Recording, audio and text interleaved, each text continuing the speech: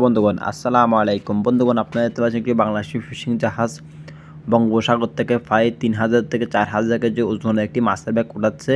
তারা ৩ থেকে ৪ ঘন্টা সমুদ্রে ফিশিং করেছিল। ফিশিং করার পরে তারা মাছগুলো পেয়েছে, দেখতে পাচ্ছেন আপনারা। প্রায় আপনার ৩,০০০ থেকে ৪,০০০ কেজি ওজনে তারা মাছের ব্যাগটি উঠিয়েছে। তো তারা কিছুক্ষণের মধ্যে মাছের ব্যাগটি খুলে দেবে। খুলে দেওয়ার পরে ইনশাআল্লাহ আমরা আপনাকে মাছের নাম এবং বিস্তারিত বলে দেওয়ার চেষ্টা করব।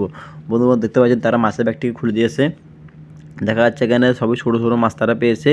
আর দেখা যাচ্ছে এখানে আপনার এই ব্ল্যাক বমফ্রেট, দেখা যাচ্ছে চাবাখড়ি এবং ফাইসা, মানে কালো চন্দা মাছটা বলছি ব্ল্যাক বমফ্রেট, মানে এখানে ফাইসা মাছটা। আর কেউ দেখা যাচ্ছে ব্ল্যাক বমফ্রেট এবং ছুরি মাছ দেখতে পাচ্ছেন। আর চাবাখড়ি কিছু মাছ আছে, যেটাকে আমি আমার বাসায় বলি সাবাড়ি মাছ। দেখতে পাচ্ছেন বন্ধুগণ এটি সামুদ্রিক শৈল মাছ, দেখতে পাচ্ছেন আপনারা।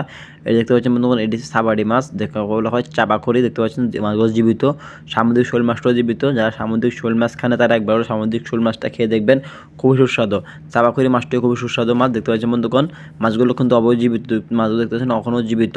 তো বন্ধুগণ এখানে তারা মাছ পেয়েছে, বেশি পায়নি, প্রায় ৩ থেকে ৪,০০০ ওজন মাছ পেয়েছে তারা। দেখতে পাচ্ছেন তারা মাছগুলো দেখতে খুব সুন্দর লাগতেছে মাশাআল্লাহ।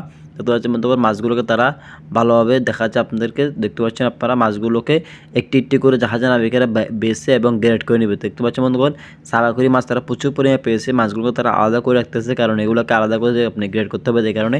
তো মাছগুলো কেজি বেশি না, ৩00-৪০০ টাকা কেজি মাত্র চাবাখড়ি মাছটি। খেতে খুবই সুস্বাদু। দেখতে পাচ্ছেন বন্ধুগণ আরেকটি শোল মাছের সাথে আছে। শোল মাছটা কিন্তু আরও বড় বড় হয়, এটা কিন্তু ছোট ৫ কেজি ৬ কেজি ওজনের শোল মাছ হবে। শোল মাছ কিন্তু একটি আপনার এই ২০ কেজি ৩০ কেজি, তারপরে ১০ কেজি এরকম ওজনের পর্যন্ত শোল মাছ হতে পারে। আমরা দেখছি অনেক বড় বড় শোল মাছ হয়।